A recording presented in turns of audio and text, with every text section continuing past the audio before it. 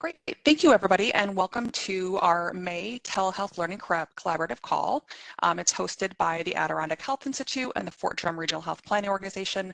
My name is Jennifer Muthig. I'm the Director of Planning Development, and I oversee this program here at AHI.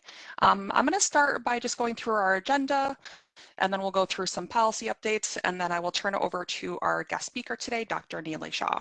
So we have a couple of telehealth policy updates. Effective June 1st, New York State Medicaid will pay an enhanced rate for integrated e-consults conducted between physical and behavioral health discipline. You can find more details at the link below. Effective July 1st, 2025, remote patient monitoring codes 99457 will be on the ambulatory patient group fee schedule, and more details will be shared at an upcoming Medicaid update. So to subscribe to Medicaid updates, there's a link there as well, and I highly recommend it. There's some really great information that comes out. And then the next New York State Medicaid Evidence-Based Benefit Review Advisory Committee meeting will cover telehealth delivery of applied behavioral and analysis and opioid use disorder treatment. This is a public meeting, so it will be live streamed, and again, more information is in link below. I'm going to give a couple updates on the AHI and Fort Drum side. I think the most probably pressing thing and right kind of hot off the presses is our 2025 North Country Leadership Summit website went live on Friday. So you'll notice that I did put the link in the chat, so take an opportunity to look at it. It has sponsorship packages, ticket prices, and as well as our call for presenters. Our theme this year will be Bridging Gaps and Building Resiliency, and that conference will be September 24th and 25th in Lake Placid. So take a chance to take a look at that, and if you have any questions, let me know. And the other thing is, I know I mentioned on our March call that we're going to be relaunching the North Country Digital Inclusion Coalition. If you're interested in learning more about that, I'm going to put my email in the chat and my number. Please feel free to reach out to me. We're probably hoping to launch next month or so. So I am excited to turn this over to my friend, Dr. Nilay Shah, who I've known for close to a decade now. He's Gosh, I'll let you introduce yourself, but I'm really excited that he's here today. Dr. Shah has been a great friend personally and professionally and has a wealth of information on all aspects, but I've asked him to come here today as a provider to talk about AI and its impact on healthcare. So I'm going to pause and Dr. Shah, I'll let you introduce yourself. Great, thank you so much. Really a pleasure to be here. So Jennifer and I have been friends for a long time, and I'm a neurologist in private practice. I live in New York City in Manhattan on the Upper West Side. And ever since my college years, when I did my undergrad at Cornell, I was a computer science major, actually a double major, computer science and neurobiology and behavior. And so I've been lucky enough to merge those two interests in my life moving forward. I do practice neurology. I'm the vice president of the MS Society board in New York City. I work with the Academy of Neurology. I'm also treasurer of the New York State Neuro Society. So I stay pretty active in healthcare policy from those organizations. But I'm happy to say that I see patients and still actually treat them so that I can understand what's going on in healthcare. But one of my first loves has always been technology. And when it comes to the cutting edge of technology, by being in the field, it's an excuse to buy all the toys. So my wife can't really yell at me because it's for work. So I tend to be very informal as it stands when it comes to presentations like this. I think that if you have a question, feel free to raise your hand, participate in the midst of it. You know, my thoughts are let's give you some information, maybe something new that you didn't hear about, and we'll go from there. And then we'll have a full QA session at the end if there's other questions. But if there's something in the middle, you're like, wait, what is that? You know, I don't mind the interruption and just, you know, however WebEx does it, raise your hand. I think it's the little thing. But with that, I just want to give you guys an overview. So we'll start just with slide one.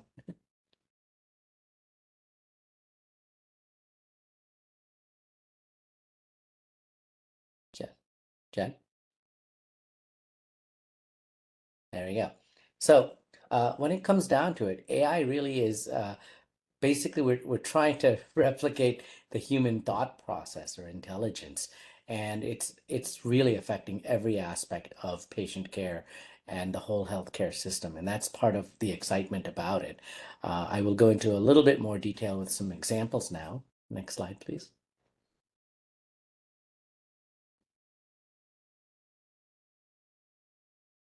And I might just have a lag on my end, so it'll be there in a second, I promise. No worries.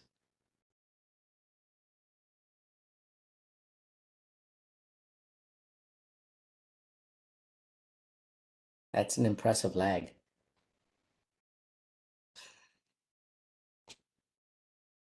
I'm just going to take myself off camera. Maybe that'll help move things along.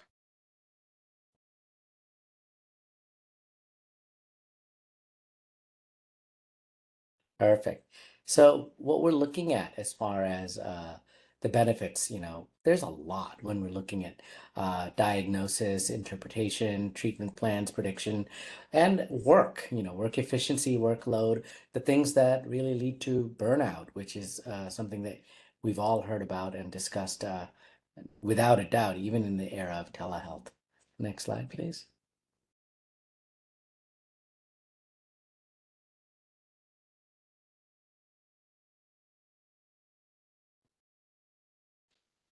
Jen, you think I should host the slides? Okay.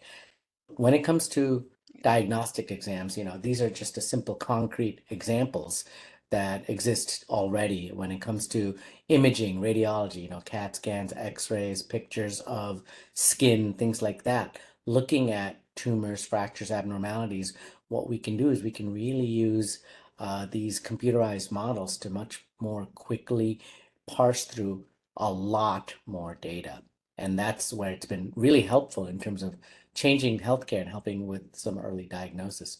In dermatology, skin cancer detection from images, there have been some studies that have shown that it can be just as or more accurate than an actual plastic surgeon or dermatologist in some cases for certain types of cancer as they evolve. Ophthalmology, looking at diabetic retinopathy. Again, this is something that is otherwise pretty complicated in terms of looking into the eye and really seeing the changes that happen to the nerves, the optic nerve, at very subtle levels. And if a computer can pick something up that's beyond the resolution of what a human can understand, it's pretty darn cool. And then we're also using it in digital slide analysis in pathology. So identifying tumors and other abnormal pieces of tissue that have been resected from humans in surgery, what we can do is the pathologist can stick it into their AI guided virtual pathologist, come up with the diagnosis much quicker. And what that does is these are live pathologies that the surgeon is in the OR waiting with a knife to say, do I cut the rest of that tumor out with the risk of, some dysfunction, or we leave it because it's benign and just debulk it a little bit. And speed is of the essence because you don't really want to keep a patient cut open and sitting on the OR table if you can help it for very long. And using AI to speed up the process of diagnosis and identification of tumor types has been pretty game changing. Next slide, please.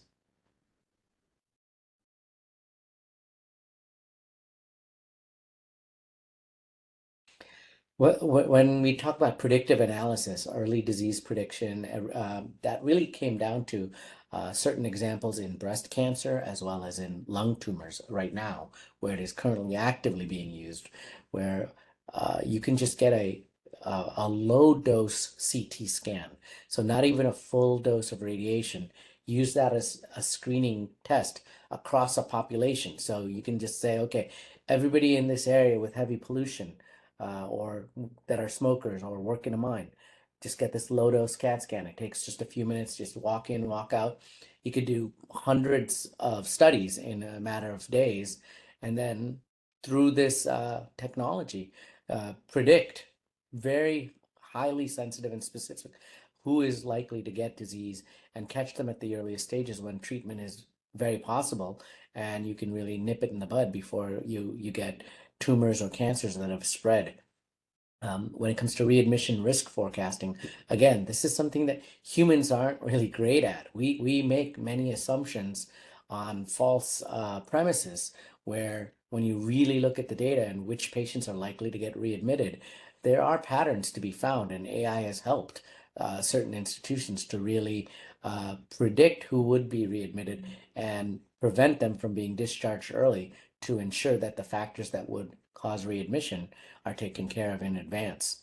As far as other uses in terms of the predictive analytics, it's used in sepsis, cardiac event alerts, and population health management, which I think when we're talking about telehealth, this is an area where you may get more information, which I will present a little bit later. Next slide, please. Treatment and monitoring. I think this is a lot of fun. This is an area where, the wearables, people are wearing Aura rings or Apple Watches and things like that, remote pump monitoring. These are very important, especially in an arena where there's a lot of telehealth coverage, because you want to be able to take as much objective data on the patient and monitor trends, whether it's their blood pressure or pulse or heart rate variability, and are things getting better, things getting worse, and to really not just manage the patient better, but keep them as outpatients and prevent them from being hospitalized. I think that's an area where the technology is taking leaps and bounds as far as not just the ability to take measurements remotely, but also then use that in a meaningful way. We don't want to have doctors get 10,000 blood pressure readings. They don't have the capacity to do that on top of their everyday work.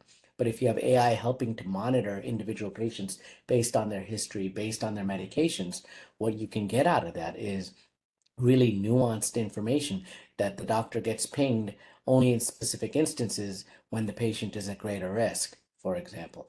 And that ties in with current CCM, which is chronic care management, and RPM, remote patient monitoring technologies and billing, whether it's through Medicare or various commercial payers. So it's reimbursable, and the technology has gotten inexpensive enough that you can take a good chunk of health data. One of the startups that I work with, we send out a kit to the patient. It includes a blood pressure monitor, an otoscope, like an automatic otoscope, pulse oximeter, a little cardia band EKG, as well as a fitness tracker, uh, kind of like a Fitbit. And through that, we can really get a lot of data, because we're looking at not just cardiac health, but we're looking at various other measurements of the patient's overall health, including blood pressure and heart rate variability.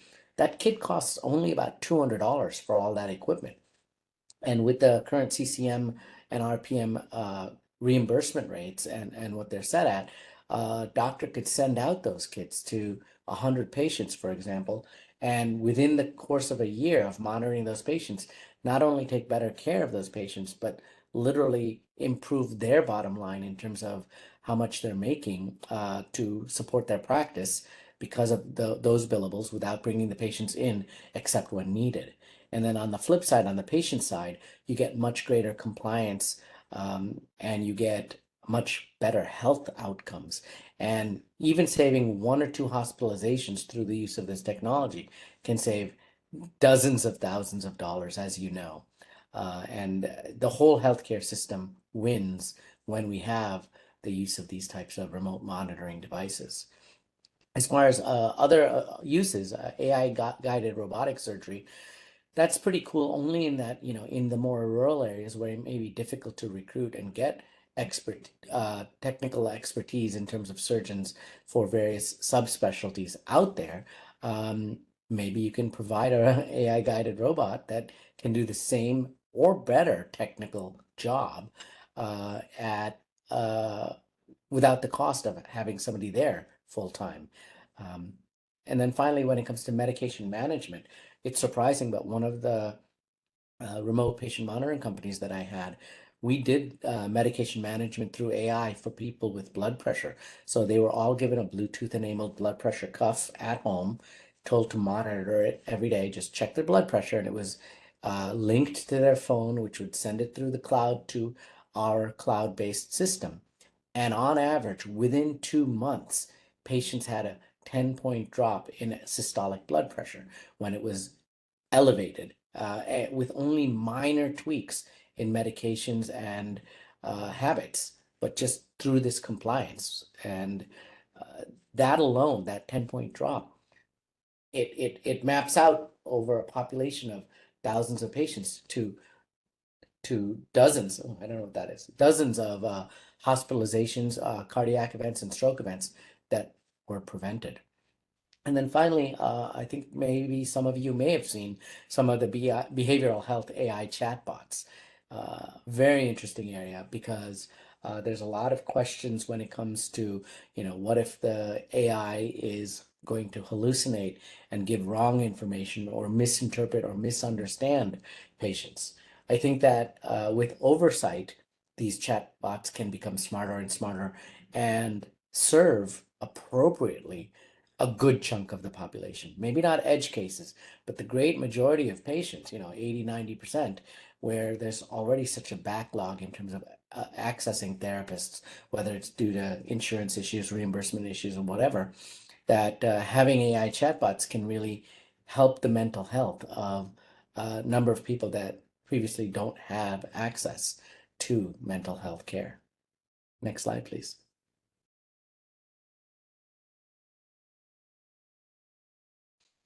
So as far as the evolution, back in the 2010s, it was really just rule-based systems. Basically, what you do is you take 10,000 MRIs and say, okay, and we're going to teach the AI by circling everything that's a tumor.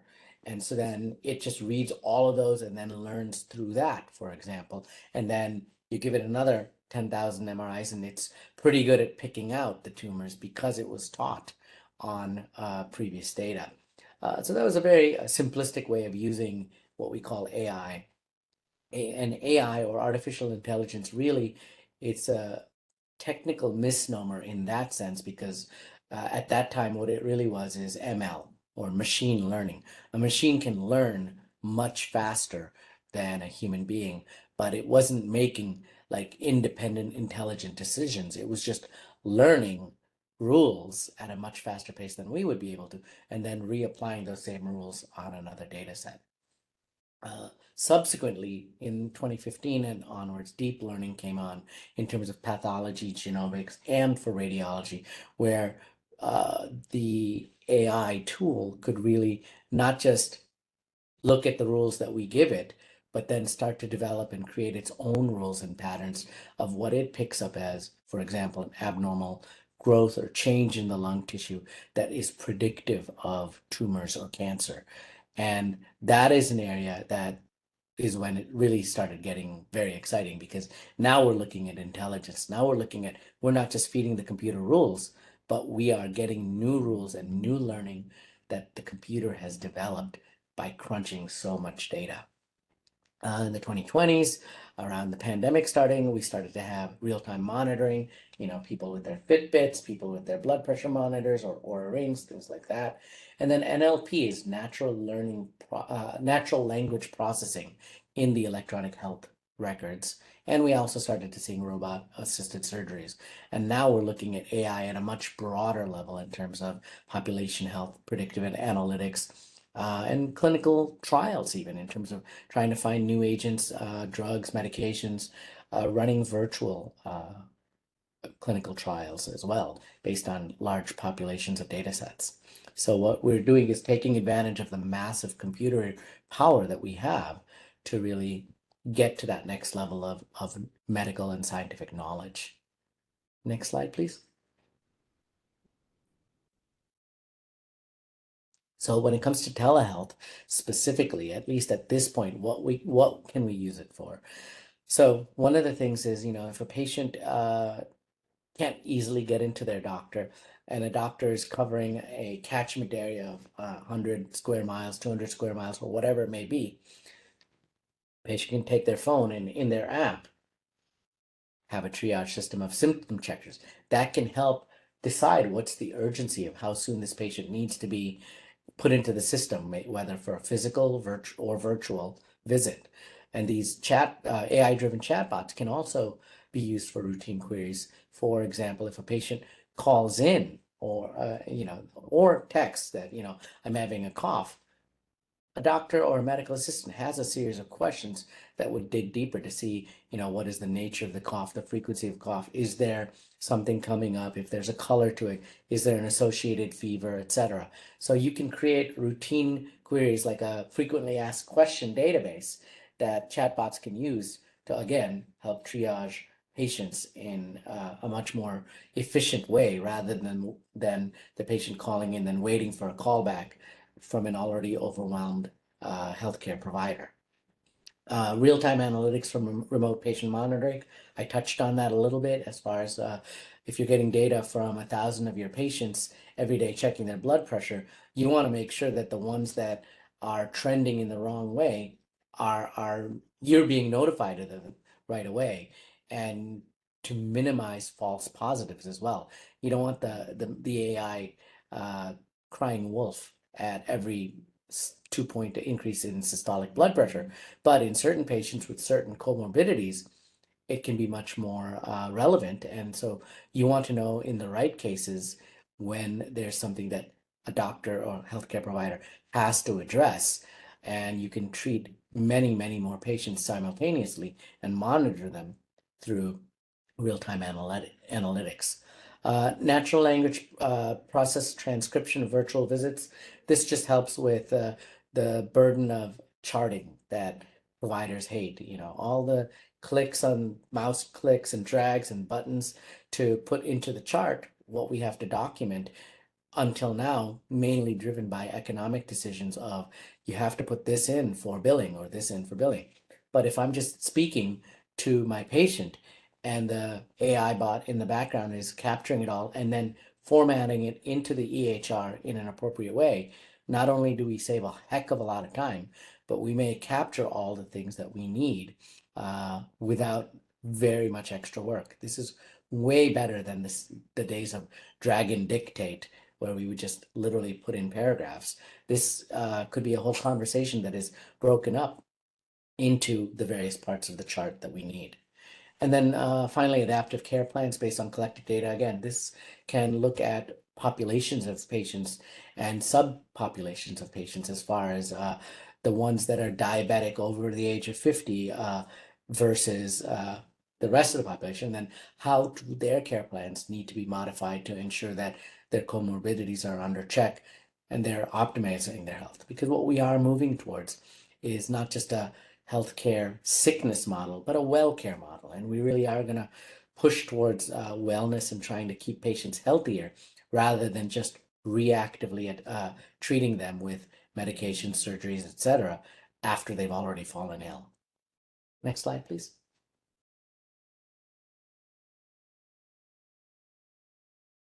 So what it means for patients, I touched on all of this already, but in a sense that it's just life is a lot easier if you have quicker access to your telehealth care provider, and only when you need it, but your questions are answered in cases that are much more much less dangerous. Let's just put it that way.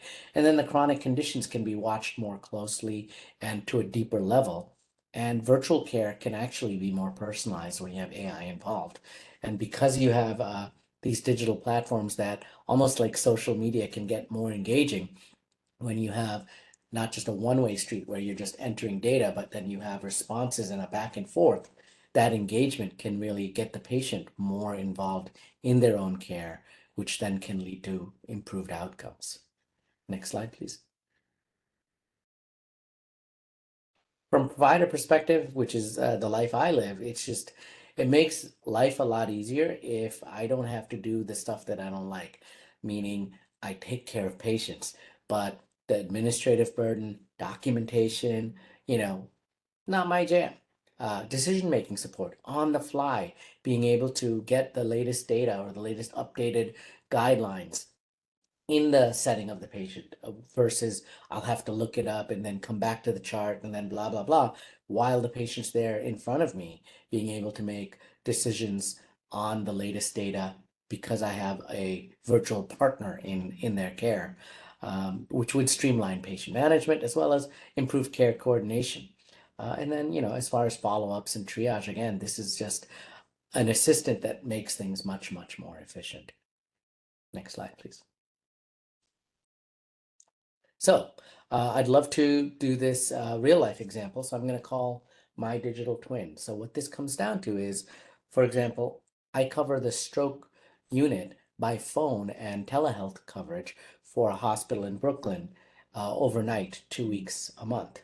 And typically they call a stroke alert and then they call me on my phone and then I have to go through a series of questions and sometimes they don't have all the data and it's like pulling teeth to triage the urgency of the stroke patient. And what happens is it's very often a very similar model every single time.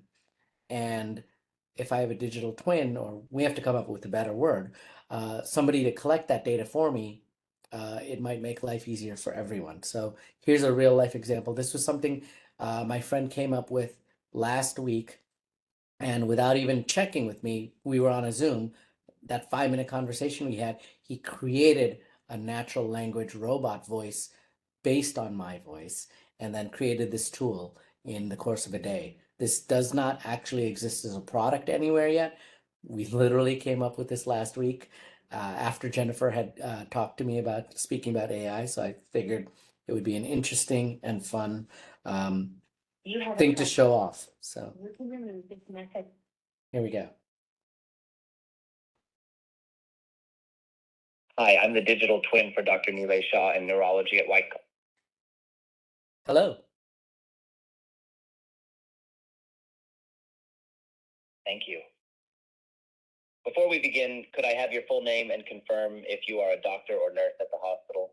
Yeah, this is Dr. John Smith, and I'm a neurologist. Thank you, Dr. Smith. Let's start with the patient details. Could you please provide the patient's age, sex, and MRN if available? Yeah, patient Julio Vasquez is a 54-year-old male. His medical record number is 123. Thank you, Dr. Smith. When was Julio last known well? This will help us determine eligibility for acute interventions. He was having breakfast at 8 o'clock this morning when he suddenly dropped the spoon and realized he couldn't move his right arm very well.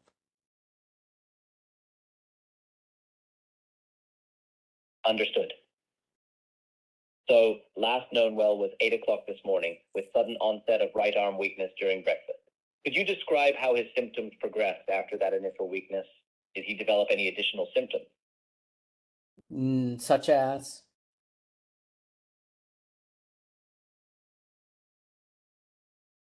Certainly. In addition to the right arm weakness, did Julio experience any of the following: difficulty speaking or understanding language, facial droop, vision changes, numbness or tingling, difficulty walking, dizziness, severe headache, or any changes in consciousness? If you noticed any of these or other new symptoms, please let me know. No, nothing else.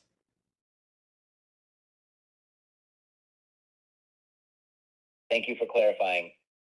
To confirm, the only symptom at onset and currently is right arm weakness with no speech, vision, sensory, or cognitive changes. Has Julio ever had a prior stroke or any baseline neurologic deficit? No.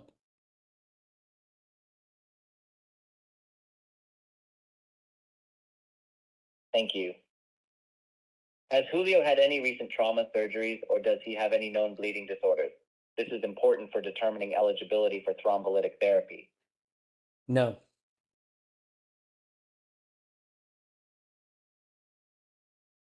Thank you. Is Julio currently taking any medications, especially anticoagulants or antiplatelet agents such as warfarin, DOAC, aspirin, or clopidogrel? He is not. I'm keeping it simple to try to speed it up.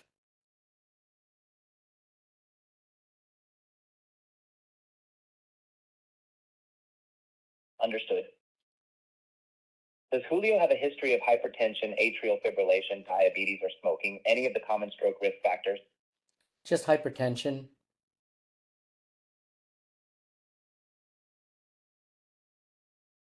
Thank you. Has there been any seizure activity at onset or witnessed by bystanders, such as convulsions or post-ictal confusion? This helps us rule out stroke mimics. No, none.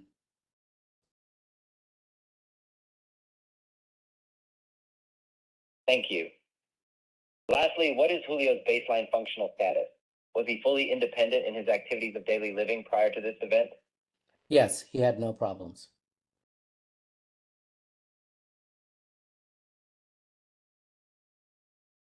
Thank you, Dr. Smith.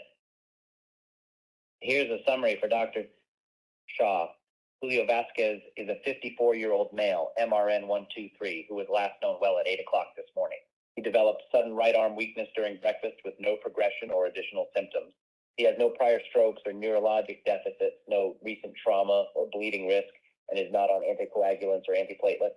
His only risk factor is hypertension, and he was fully independent at baseline. This appears to be an isolated acute right arm weakness with a clear onset and no contraindications to acute intervention identified so far. Based on the information provided, this case is urgent and will be flagged for Dr. Shah's immediate review. I'll notify him via the Clinicamind dashboard and SMS. Is there anything else I can help you with? That's all.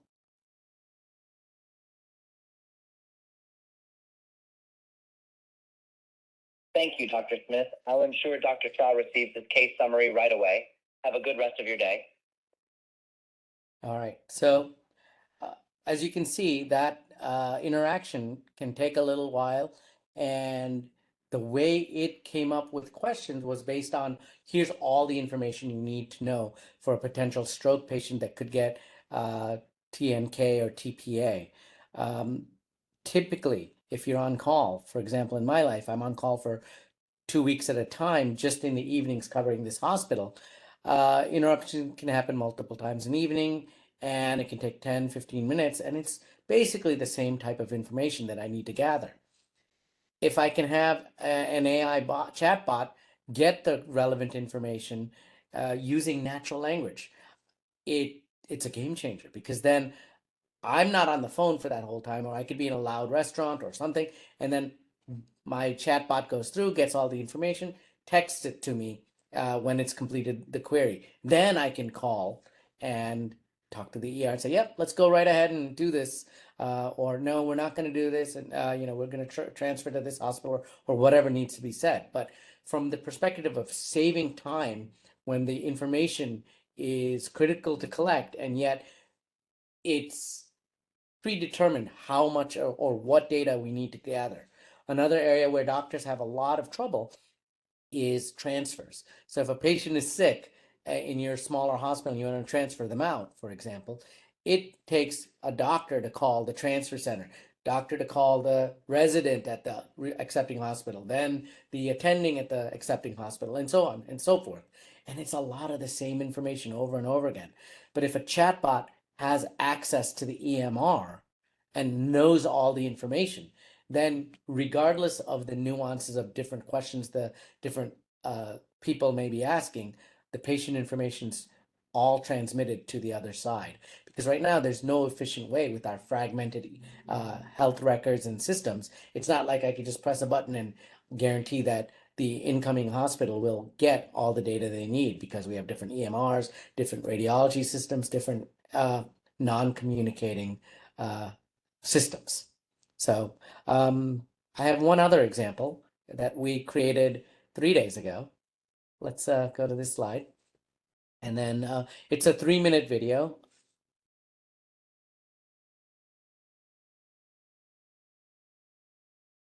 But can you play the volume or no? Not really, huh? I mean, I could play the volume on my computer if you want, because the video is literally my friend just driving around the whole time. And let me pull up my audio on that. Yeah, I turned up as loud as it will go on my end. So here, see if you can hear this.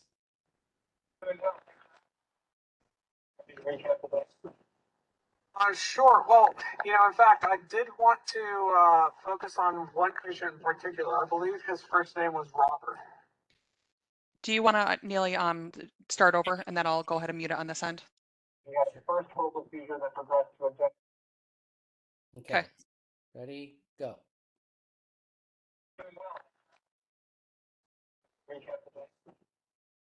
Sure. Well, in fact, I did want to focus on one patient in particular. I believe his first name was Robert. He had a first focal seizure that progressed to a generalized tonic-clonic fusion, and we found a brain tumor. And would you like to dive deeper into his case details? Yeah, just give me some of the details, and yeah, start by that.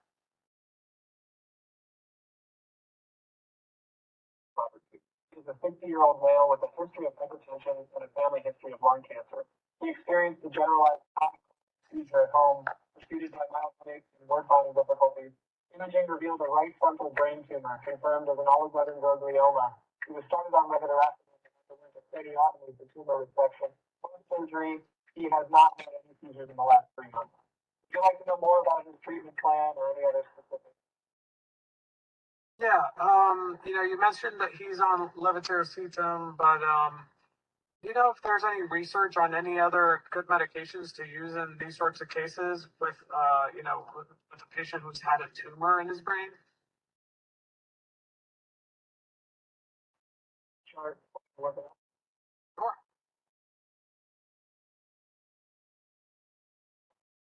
On medications for seizure management in patients with brain tumors. Please hold on for a moment. One of the papers from Foreman in 2023, which discussed that while levetiracetam is commonly used, other options like racemotine and pyramide may also be considered based on individual patient factors. So would you like more details on this or any specific medication? Sure. Can you tell me which one would be the best in terms of those other options? Okay, we can stop it. So what it's doing there is it's actively jumping between being able to actually read the entire medical record and then using a very low level, inexpensive chatbot going through discussing it with Dr. Vega. But then when he asks for research, it switches to a high level research oriented AI that can dig into clinical trials research for specific patient types, comes back with the data on what are the best drugs to stop seizures in brain tumors, and then it can give him dosing and all of that, and then switch back to a low level AI just for the interactions. And then at the end of the video, he's like, okay, so create a sign out list for all of that, and then send it to my buddy who's taking over for the next 24 hours by email. And if it doesn't have his email address, it'll ask it and stuff like that. But what it does is it uses all the latest natural language processing abilities as well as AIs of different levels, because the low level ones cost less, the higher level ones, more computing power, cost more, but on the fly it can switch to really be a virtual assistant for, doctors that are much more busy and burning out because they have to otherwise come up with all these things to do good patient care. And then I think the final thing I want to review is the next slide.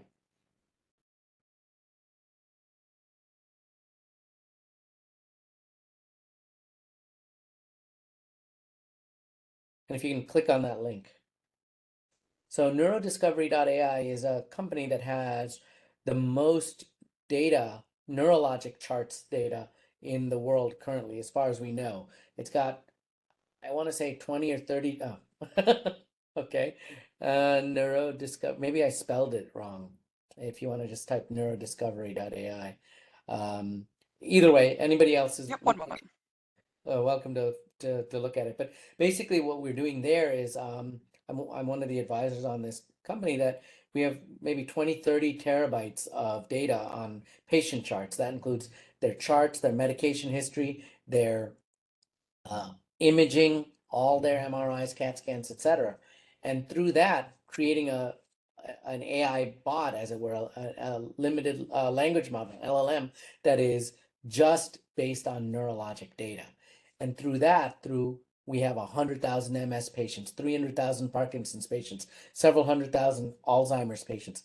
We can do not just deep dives into, deep dives into these medical conditions, but we can even run virtual trials. If you want to just scroll down a little bit. Oh, just, yeah, doesn't matter. Providers doesn't matter. But what we're doing is, for example, a drug company will never say, okay, I have this drug for seizures, and there's this other drug for seizures. Let's do a head-to-head comparison. They wouldn't do it in case their drug fails compared to the other one. But with real-world data and evidence, now since we have 100,000 or several 100,000 epileptic patients in the database, we can create a virtual trial, age matching cohorts, so that we have comparators to truly compare one drug to another, to say, in this subpopulation, actually, this drug is better than the other one. And the other area is biomarker discovery, where we're really looking to see a whole host of factors that might identify and point out what really signals the disease early in its course rather than later on. And then those biomarkers can then be used not just to catch the disease, but try to treat and cure the disease. So there's a lot of data to be had that AI can help us parse through that previously, without the computing power, we couldn't do it. But if you could just dump, hundreds of thousands of charts fully into a system that can read across different EHRs to get the data, it really revolutionizes not just the care of patients, but research and how we move forward. So that's something that I'm involved with as well, that is much further along. The first two examples, we literally cooked them last week. Yesterday, the programmer met with the guy that founded ChatGPT, and we're running ahead with those two projects too. But these are the types of things where AI is really going to change how we live. And from a healthcare perspective, where resources are really, really, really tight, this can help loosen and free up some of them and still improve care and the delivery of healthcare. Next slide, please.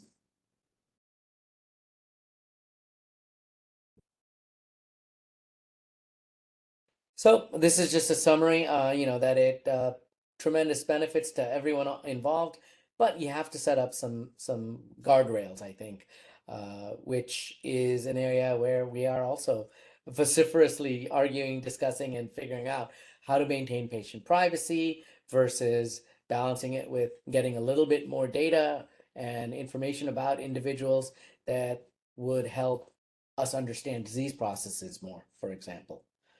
And I think that's the last slide. Let's see if there's anything else. Nope, that is the last slide. Yay, good. Cool. All right, well, I'm going to go ahead and stop sharing my screen. And if folks either want to raise a hand or put something in the chat, I know there's a lot of great comments in the chat about just how cool it is, and I agree. I'm thinking reminiscent of our days back on the Hill, Dr. Shah, and hearing you talk about this for the first time 10 years ago to see where it is today is just really fascinating. So I appreciate that education. I always learn something from you, but I'll go ahead and pause there if anybody has any questions or anything that they want to add.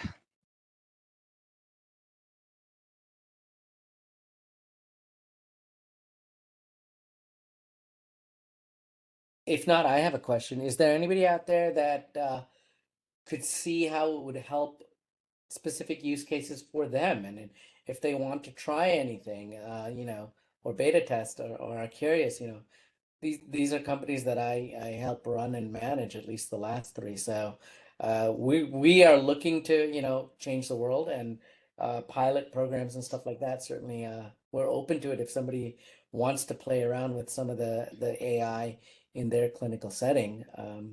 Feel free to reach out, because this is what's coming. So. Yeah, and that's a lot of information too. So if folks have questions after the fact, I'll be sure to share Dr. Shah's slides and contact information and the website as well. So if there's something that comes up after the fact, or you thought of something after, we're happy to address those.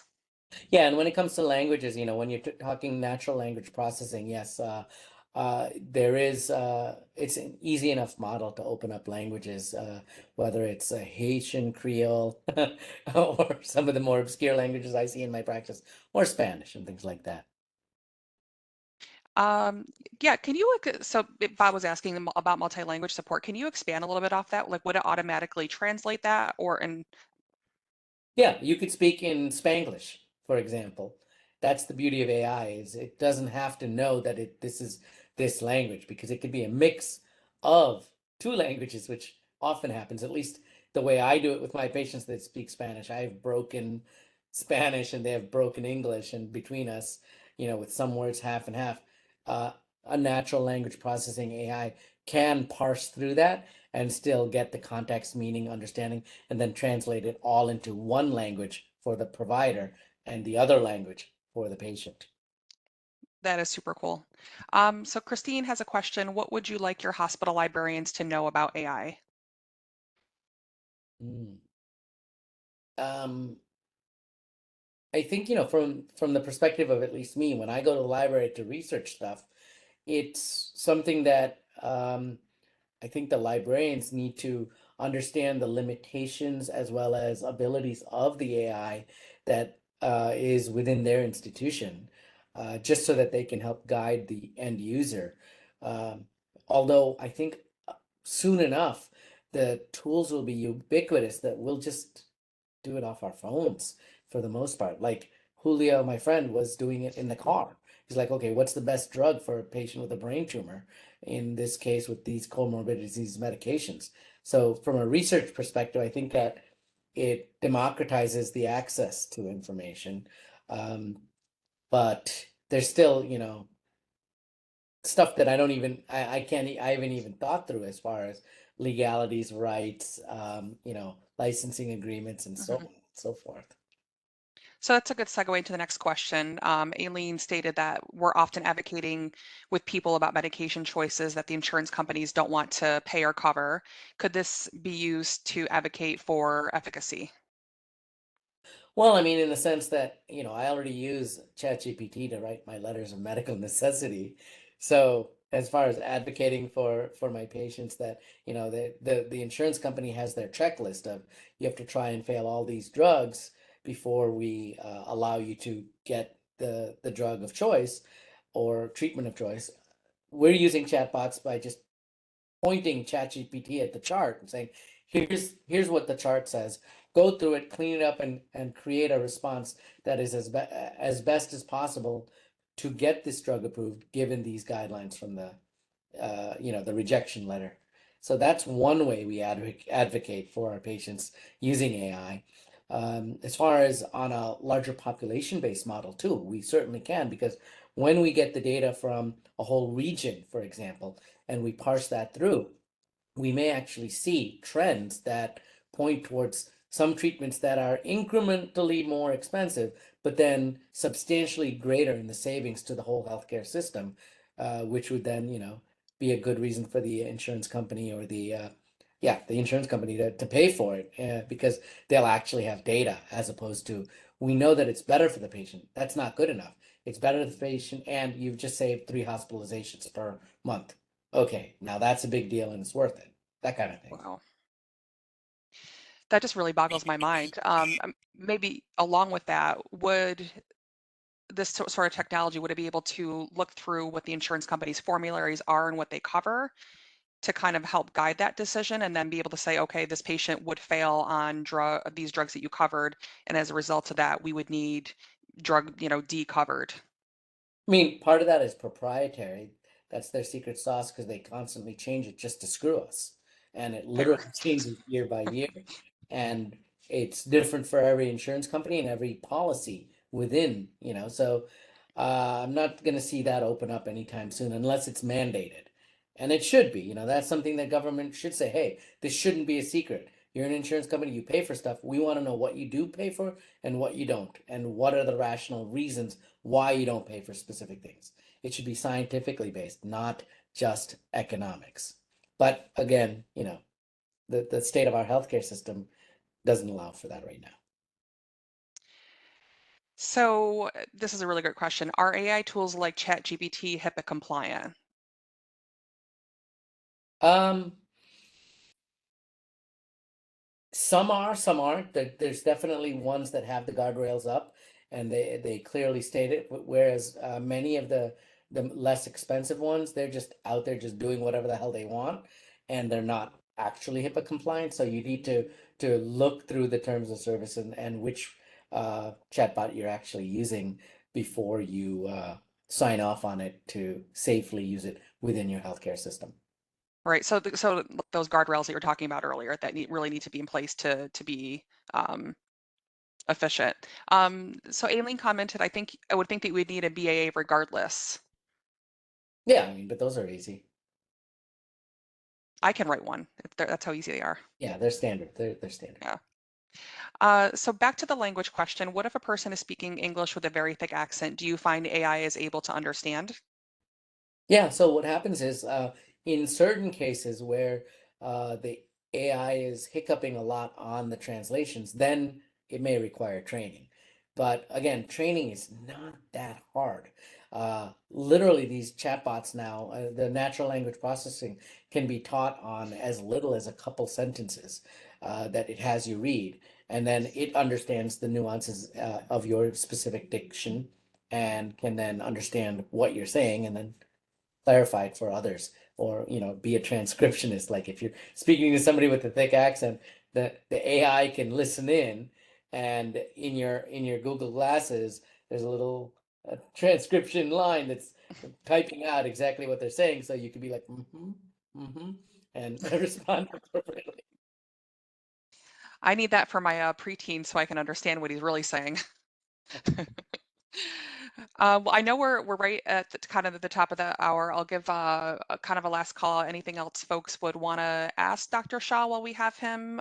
We're really thrilled and excited that you've given us this time and educated us on this. But anything else that you would like the viewers to know before we close out? I think that the there's a lot of fear around this because these chatbots and the new robots that are coming can really take away a lot of jobs. I think that one of the areas that I tell everybody that I come across is, yes, they can replace a lot of the basic functions that occur in society. But if you're at the top of your game in whatever you do, no matter what, then you'll be the ones that will be employed the longest in terms of monitoring and keeping these uh, artificial intelligence robots in check and in line and doing the appropriate job. It's almost like they'll still need a human layer of management before all jobs are eliminated. And hopefully by then we'll have universal basic income or something like that. I don't know what's going to happen. But, Bill Gates was saying that there was only like 4 different job fields that will be left once AI and robots are fully out there. Including people that understand AI, can develop the next models and stuff like that. Some specific healthcare workers, and a couple of other really small roles would be left from a human work perspective. But and that's coming. But I think that we're at the very start and edge of that. But it's an exciting time to watch it evolve. But I think if you're worried about your job, don't worry for a while still. But also, as you get good at it, then there will always be a layer of management for the autonomous beings for at least another decade or generation or something like that, from my perspective. All right. Well, I think that's a great place to close. Thank you so much for everybody who attended this call, and I will be sure to send out notes and the recording. And if anybody has any questions, please feel free to reach out to me. And Dr. Shah, thank you so much again for your time. We really appreciate it. Yes, and please share my email and cell phone number. I love chatting with people, and happy to have just conversations. Or if you're in the New York City area, we'll do it over a beer or something like that. Thank you. I can attest to that as somebody who routinely calls you for silly things when I'm afraid I might have a concussion. Well, thank you very much, everyone. Have a great Okay, day. thanks all. Have a great rest of your day.